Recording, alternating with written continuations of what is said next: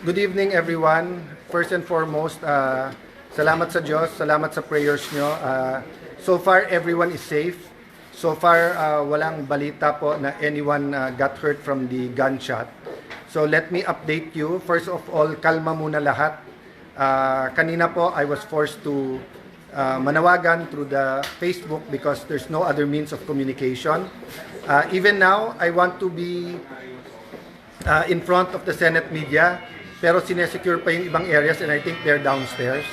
So, Secretary Remulla of SILG, of the DILG is here.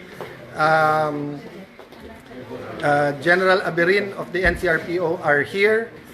Secretary Teodoro called us and President Marcos called us, assuring us it wasn't government and kinakamusta kung ano takbo ng mga kung kamusta, kung nandito na si Sec John Vic and to make sure the investigation is independent. So I'm just talking to everyone to tell you, one, thank you sa inyong prayers. Two, we're here. Most of the majority senators are here. Senator Bato, dun sa nagtanong, Julbert Urbista, si Sen Bato is secured, he's okay. Aakyatin namin ni Sec Remulla, hindi siya arestuhin. Ngayon, they will respect the Supreme Court's decision of giving 3 days each na mag-comment. No?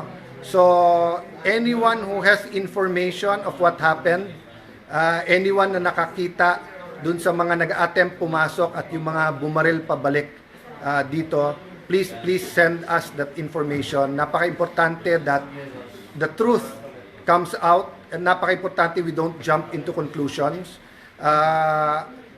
I told you, everyone, dumating yung articles of impeachment. We don't want any speculation that this has any connection with anything, whether it's the Senate majority, whether it's the articles of impeachment, politics, personal dito. But this is the first time na nakaramdam ng ganito ang Senado, no? So we will report back through the media when we have time, but we're okay po. So sa lahat po na nagtatanong, no? But we will start the investigation. We will let people leave when we're sure they're not suspects and when everyone's safe. But right now po, akyatin muna ng Senator Bato to make sure he's okay.